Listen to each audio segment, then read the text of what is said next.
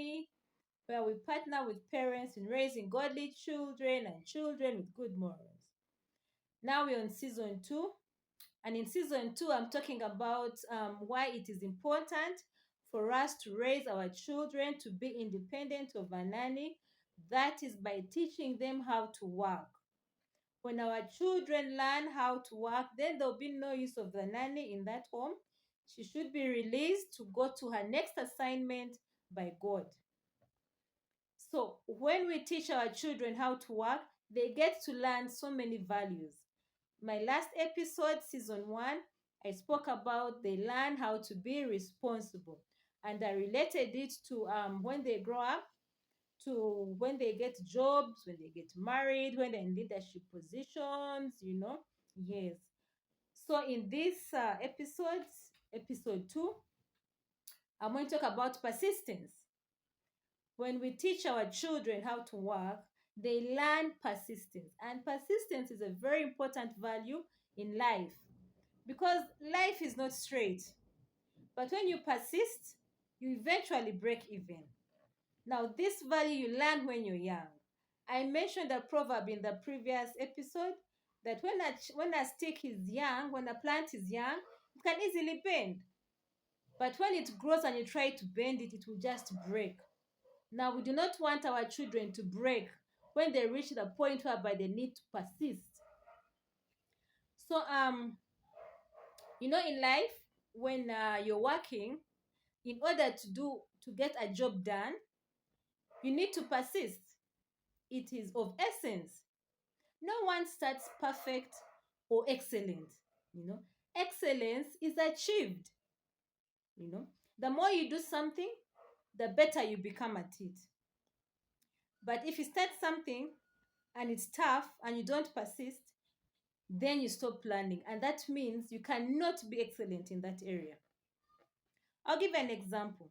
When we adults go to work, you start work on the first day, they'll teach you what to do. Second day, they'll teach you. And you're not going to be superb on the first day. But as you keep doing the same thing, as you keep planning, you become excellent. Now, that is the same thing with children. We have to teach them to persist. Now, when you teach a child to work, you're teaching them how you're building in them the ability to persist. I'll give you an example. If, for example, you have your room and there's a bed, there's a carpet, maybe there's a table and a chair somewhere and a dustbin, and all that. So you tell your child, Faith, I'll go sweep my room. Now, according to the child, they normally sweep what they see, the space that they see. Now, you as a parent, you'll come and you'll see that they've only swept that empty space that they see. They didn't sweep under the chairs or the beds or all that. So as a parent, you tell that child, thank you so much for trying, but now when you're sweeping, you need to sweep under the bed, on top of the carpet, lift the carpet, under the carpet. And one thing about children, they learn by seeing. Monkey see, monkey do. You don't just stand at the door and say, do this, do this, do this. No. You as a parent or the child caregiver, you have to show the child how to do it. This is how you hold the broom. This is how you sweep under the bed. This is how you lift the carpet and sweep under the carpet. So you show your child under the carpet, on top of the carpet, under the bed. You lift the chair, you sweep under the chair. You get the dustpan, put the dust there, then put it in the dustbin. So the child will have seen. Then the next time you tell the child, Faith, my room is yours to clean.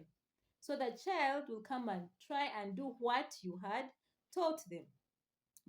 Under the carpet, on top of it, under the bed. Then when you come and you see, she missed to sweep where? Maybe under the chair. Then you say, Faith, you did a good job, but now you forgot to sweep under the chair. So the next time, she will do so. And maybe when you come to supervise, to see what she's done, you find that, she forgot maybe some crumbs of bread, behind. Then you tell her, Faith, you're doing a good job. Now you're getting better. But now, see, you have forgotten some crumbs of bread behind. So as you're sweeping, You have to keep looking behind to ensure that you don't leave any dirt at the back behind you, you know. So you're teaching the child, to persist. And one thing about our children is that they get to a point and they're bored, you know, they are uh, they are fed up, maybe the work is hard, but you have to look for ways to encourage them, you know. One way is by giving them encouragement, speaking positive to them, appreciating them. Ah, Faith, you've done a good job. Now you're improving. You're doing an excellent job. I know you can do better. I'm proud of you, Those words encourage them to move on. Then there are some whom you have to give rewards. Maybe if you have a chart at home for rewards and you keep putting stars, So when she does, maybe she's done the work the first time not so well, maybe you give her 3 points.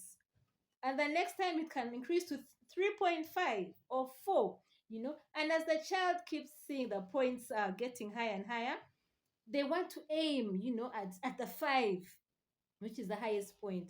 They'll be motivated to work. You understand? And in doing so, you're teaching them how to persist, how to keep going, how to aim higher, how to be excellent at what they are doing. You see. So at the end of the day, you'll actually find that you have taught them how to persist. Now they have that ability to persist.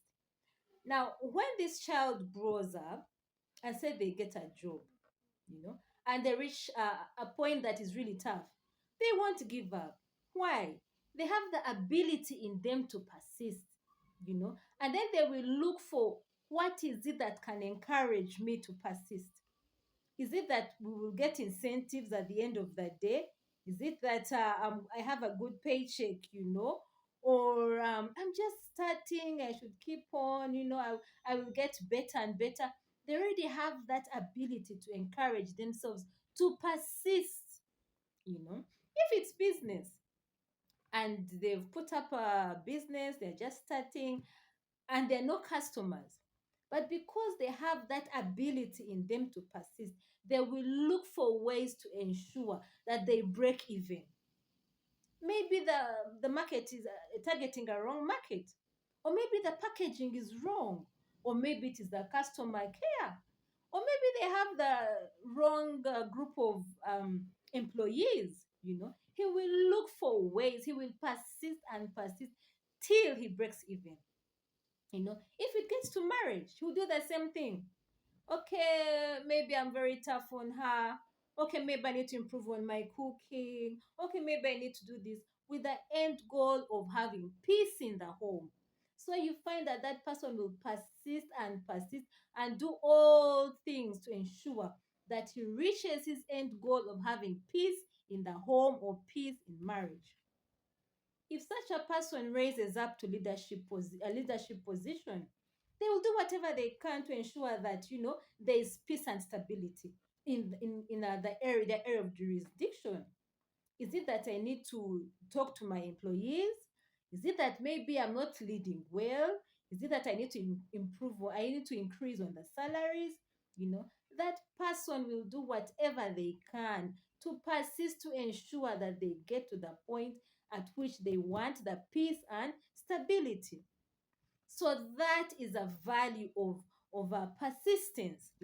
Now, someone who has not learned how to persist, when challenges come, they give up.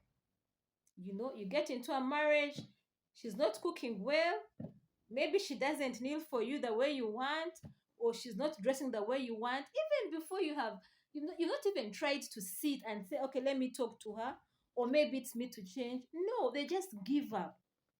And even when you try to cancel that person, they don't have that ability in them to say, okay, fine, let me try and persist. No, it's an old stick, it will just break. He will just call off the marriage and move on. You understand? If it's a job, the person has tried the first week, second, third. I'm not being the employee of the month. I've gone 1 year. They just give up because they don't have that ability to persist. It was not instilled in them when they were young. you know. So we need so we need to teach our children to learn to be persistent as we teach them how to work, you know. And when they persist and break through, they will be happy. They will be successful. The only area whereby persistence may not work is that if it is not God's will. I'll give you an example. If, let me say, your child is an artist, but you want your child to be a scientist, however much they persist, God didn't create them that way. They cannot be scientists. You understand? You will push, you will be frustrated, the child will be frustrated, you will have wasted your time and their time. And then there are some who will say, okay, fine, mommy wants me to be a scientist. Let me go study sciences. When I get my degree, I'll bring it to my parent, and then I go and do whatever I want, you know? So please teach your children persistence. You know, it is very important for them. And when a generation of children has been taught persistence, when they grow into those leadership positions and challenges come, they won't give up. They will stand and defend the country. They will do whatever they can to ensure that there's peace and stability. They will think of ways. Is it that we are not caring for the workers? Is it that the children need better educational systems? Is it that we need to make our country clean? Is it that we need to increase on the jobs? You know, they persist through tough times. And at the end of the day, we have our country grow and develop because we, the caretakers, we instilled in our children persistence. All right, bye bye.